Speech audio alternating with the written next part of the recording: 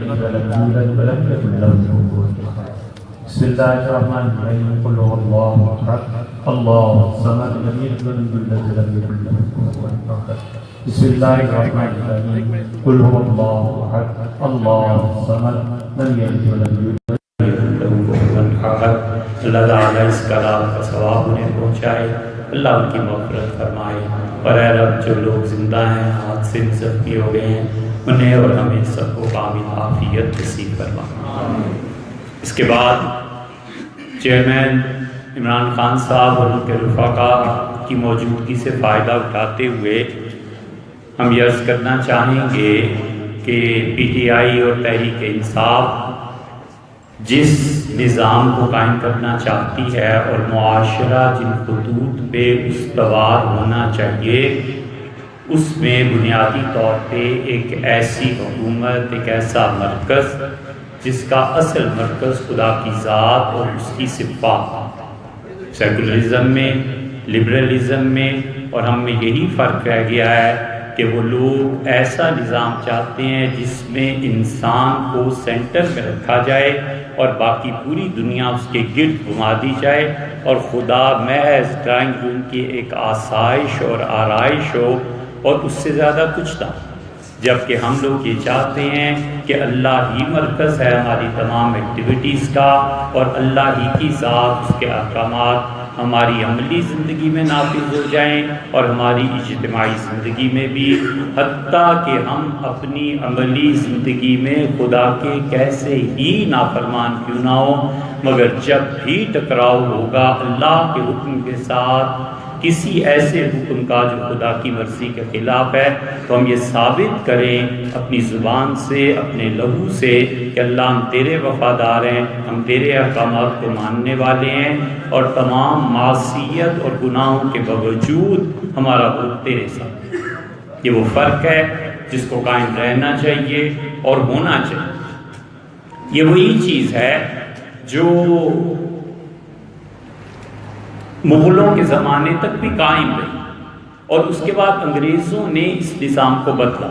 خان صاحب کی خدمت میں 2 کتابیں میں پیش کرنا چاہوں گا، اور امید ہے اس کا مطالعہ کریں گے. جب اس کو پڑھیں گے تو انشاءاللہ ان کے لیے نئی چیزیں ہوں گی. ہسٹری آف ایجوکیشن ہے ماڈرن انڈیا میں 1757 سے لے کے 1998 تک، اور اسے سریش چندر گھوش نے لکھا ہے، اور بہت اچھی طرح سے تجزیہ کیا ہے کہ ہمارے نظام تعلیم میں اور مغلوں کے نظام تعلیم میں کیا فرق تھا، ہندوستان میں کتنے مدارس تھے، کتنی چیزیں تھیں، کہاں کہاں تعلیم ہو رہی تھی. اس کی تفصیل میں جاننے کا ظاہر ہے کہ موقع نہیں، لیکن خان صاحب پڑھیں اور اس چیز کو انشاءاللہ اچھی طرح اپنے اندر سموئیں گے. اور دوسری چیز این ایرا ڈارکنیس، یہ کتاب وہاں کے جو برٹش امپائر میں جو کچھ انڈیا میں ہوتا رہا ہے، اس میں بھی انہوں نے بتایا ہے کہ مسلمان کیا تھے اور کس طرح پڑھتے تھے. اس میں انہوں نے انکشاف کیا ہے کہ پوری دنیا میں 27% ہم لوگ چیزیں بنا کر ہندوستان سے بھیجتے تھے، اور ایسٹ انڈیا کمپنی جب ہندوستان کو چھوڑ گئی ہے تو اس وقت یہ ریشو گر کے 4% پہ آ گئی تھی. یہ دونوں کتابیں انشاءاللہ خان صاحب کی خدمت میں پیش ہیں. اور اس کے ساتھ ساتھ جو چیز اصل استدعا ان سے کرنی ہے اور جس طرف توجہ دلانی ہے کہ پاکستان میں اس وقت تقریباً 20 لاکھ سے زیادہ مدارس کام کرتے ہیں، اور یہ بچے ان کو مین سٹریم میں لانا، ان کو مین سٹریم میں آنا چاہیے، ان کو اس نظام تعلیم کا حصہ بننا چاہیے جس نظام تعلیم میں ہم یہ چاہتے ہیں کہ خدا مرکز نظام تعلیم بنے. ہم یہ چاہتے ہیں کہ ہمارے بچے اور ہمارے جوان یہ سارے کے سارے دو چیزوں میں سینٹرل حیثیت خدا کو دیں، اپنے علم کو اور اپنے اخلاق کو. اخلاق بھی اللہ کی وجہ سے ہو اور علم بھی اللہ کی وجہ سے ہو. یہ اتنی بڑی تبدیلی ہے کہ لوگ بڑے بڑے اس ملک کے بانیوں کو بھول جائیں گے اور چیئرمین یاد رکھے جائیں گے نیک دعاؤں میں، اگر یہ ہم تبدیلی پیدا کر سکیں. اسی طرح بالکل اسی طرح جو مدارس کے بچے ہیں، خان صاحب سے یہ کہنا ہے کہ انہیں وقت دینا ہے۔ ہمارے ملک میں 8 سے 10% ووٹ مذہبی ہیں۔ مذہب کی کیا طاقت اور قوت ہے، حالیہ واقعات سے بھی اندازہ لگایا جا سکتا ہے۔ اس طاقت کو کسی صورت اگنور نہیں کیا جا سکتا۔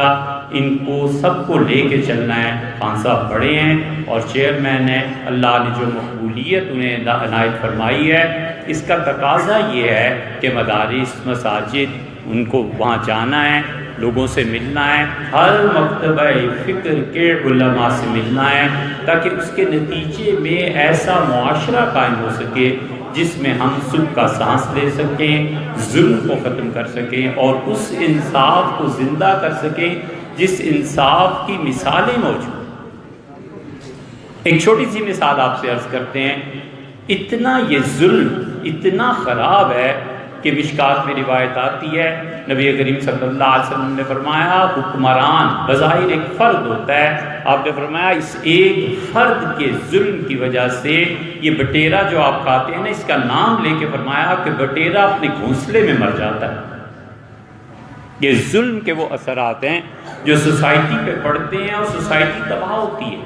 اور اسی طرح اسی تربیت کا نتیجہ یہ تھا کہ امیر المومنین سیدنا عمر رضی اللہ عنہ مکہ مکرمہ حرم میں آئے ندوہ میں، اور انہوں نے اپنی چادر لٹکائی اور پھر انہوں نے دیکھا کہ کبوتر آ کے بیٹھ گیا، تو انہوں نے کہا یہ شارٹ کٹ ہے حرم میں جانے کا، میں یہاں سے چلا جاؤں۔ تو انہوں نے کبوتر کو اڑا دیا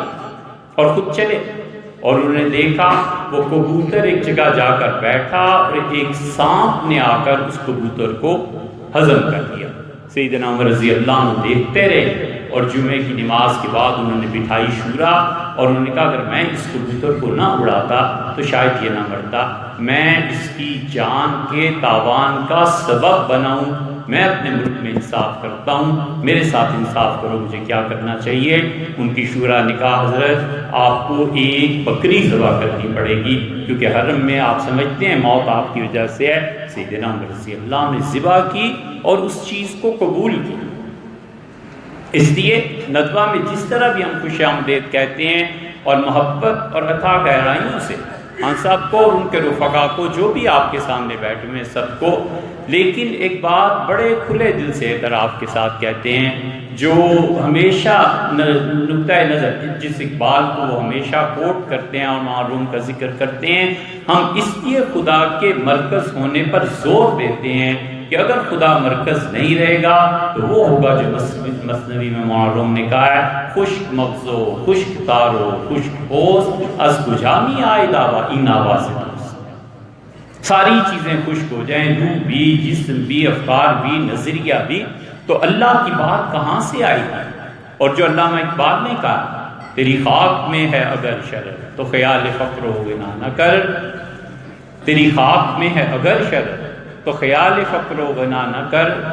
کہ جہاں میں نانے شعیر پر ہے مدار قوت حیدر۔ اس لیے ندوہ کو ہم لوگوں کو کوئی چیز نہیں مطلوب، نہ ایم پی اے کا ٹکٹ، نہ ایم این اے کا ٹکٹ، نہ سینٹ کی سیٹ، کوئی چیز ہماری مطلوب نہیں ہے۔